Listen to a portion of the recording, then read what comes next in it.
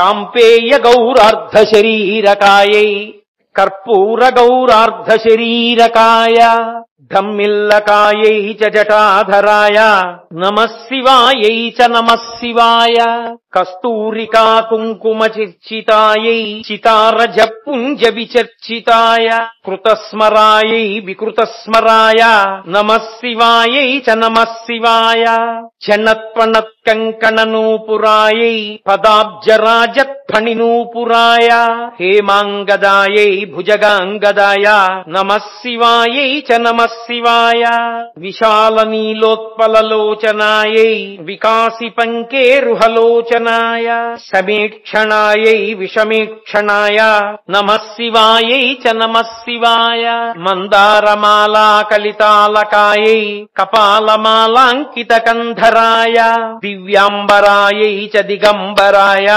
నమః శివాయై చ నమః శివాయ అంబోధరశ్యామలకుంతలాయై తటిత్ప్రభాతామ్రజటాధరాయ నిరీశ్వరాయై నిఖిలేశ్వరాయ నమః శివాయై చ నమః శివాయ ప్రపంచ సృష్ట్యున్ముఖలాస్యకాయై సమస్త సంహారకతాండవాయ జగజ్జనన్యై జగదేకపిత్రే నమః శివాయై చ నమః శివాయ ప్రదీప్తరత్నోజ్వల కుండలాయై స్ఫురన్మహాపన్నగభూషణాయ శివాన్వితాయై చ శివాన్వితాయ నమః శివాయై చ నమః శివాయ ఏతత్పఠేదష్టకమిష్టదం యో భక్త్యా సమాన్యో భువి దీర్ఘజీవీ ప్రాప్నోతి సౌభాగ్యమనంతకాలం భూయాత్ సదా తస్య సమస్త సిద్ధిః.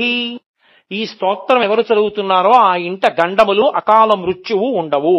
అంటే పిల్లలు భర్త భార్య అందరూ సంతోషంగా జీవిస్తారు. అంతకన్నా ఇంకేం కావాలి? సౌభాగ్యము కలుగుతుంది. సౌభాగ్యము అంటే స్త్రీ వైపు పురుషుడి వైపు కూడా ఎడం భుజం మీద ఉత్తరీయం వేసుకునే అధికారం ఈయనకి మిగులుతుంది. మిగిలింది కాబట్టి యజ్ఞయాగాది క్రతువులు చేస్తాడు.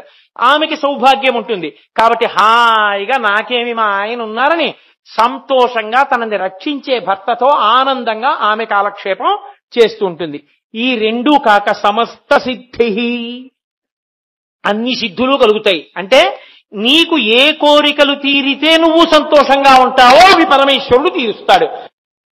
చాంపేయ గౌరార్థ శరీరకాయై కర్పూర గౌరార్థ శరీరకాయ థమ్మిల్లకాయై చ జటాధరాయ నమః శివాయై చ నమః శివాయ. అంటే అర్ధనారీశ్వరులు అనగా సగం శరీరం పార్వతీదేవిది, సగం శరీరం పరమేశ్వరుంది. అమ్మవారి శరీరం ఎలా ఉందంటే సంపెంగ పువ్వు వలె ఎర్రగా ఉండే అర్ధభాగం ఆమెదైతే, కర్పూరం వలె తెల్లనైన మిగిలిన అర్ధ శరీరం పరమేశ్వరుడిది. అమ్మవారు కొప్పు ధరించారు, అయ్యవారేమో జటాజూటం ధరించారు అని దీనికి భావం.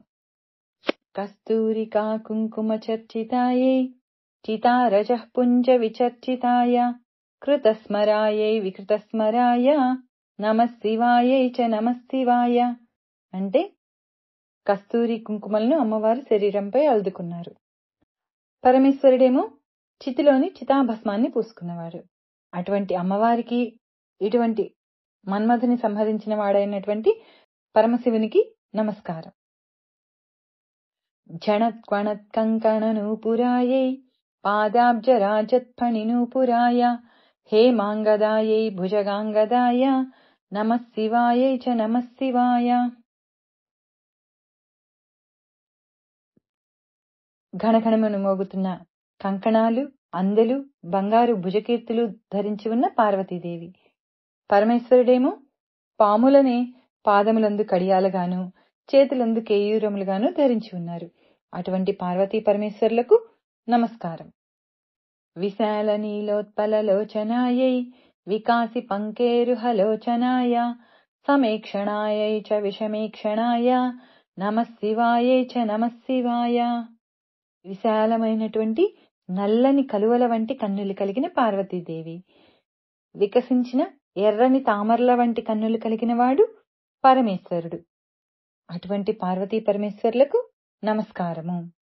మందారమాల కలితాలకాయై కపాల మాలాంకిత కంధరాయ దివ్యాంబరాయై చ దిగంబరాయ నమః శివాయై చ నమః శివాయ.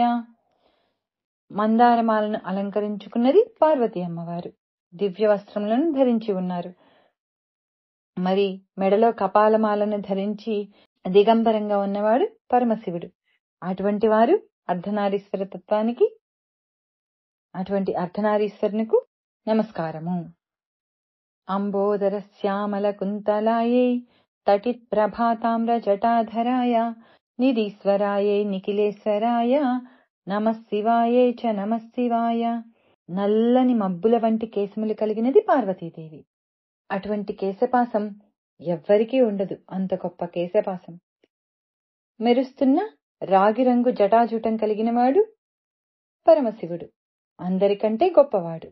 ఇటువంటి అర్ధనారీశ్వర తత్వం కలిగిన పార్వతీ పరమేశ్వరులకు నమస్కరిస్తున్నాను. ప్రదీప్తరత్నోజ్వల కుండలాయై స్ఫురన్ మహాపన్నగ భూషణాయ శివాన్వితాయై చ శివాన్వితాయ నమః శివాయై చ నమః శివాయ. బాగా ప్రకాశించే రత్నకుండలాల్ని అమ్మవారు ధరించి ఉంటుంది. శివుడేమో మహాసర్పములను అలంకారం చేసుకుని ఉంటాడు. అటువంటి శివునితో కలిసిన పార్వతీదేవికి, పార్వతితో కలిసిన పరమశివుడికి నమస్కారము.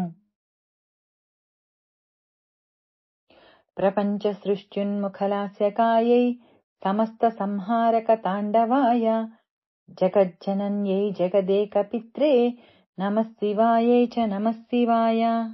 ప్రపంచాన్ని పోషించే పార్వతీదేవి, లయం చేసే పరమేశ్వరుడు. తల్లిదండ్రులుగా కలిగిన మన జగత్తుకు తల్లిదండ్రులుగా, ఆది దంపతులుగా విరాజిల్లుతున్న ఆ పార్వతీ పరమేశ్వరులకు నమస్కారము. ఏతత్ పఠేదష్టకమిదం యో భక్త్యా సమాన్యో భువి దీర్ఘజీవి ప్రాప్నోతి సౌభాగ్యమనంతకాలం భూయాత్ సదా తస్య సమస్త సిద్ధిః. కోరికలు తీర్చు ఈ 8 శ్లోకములు కలిగిన స్తోత్రమును ఎవరైతే భక్తితో పఠిస్తారో వాడు ఆదరణీయుడై భూలోకమునందు చిరకాలము జీవించును, అనంతకాలము సౌభాగ్యమును పొందును, అతనికి ఎల్లప్పుడూ అన్నీ సిద్ధించును అని దీని భావం. ఎవరైతే ఈ స్తోత్రాన్ని ప్రతిరోజు 40 రోజుల పాటు చదువుతారో వారికి దాంపత్య జీవితంలో ఉన్న సమస్యలన్నీ తొలగిపోయి సంతోషంగా ఉంటారు.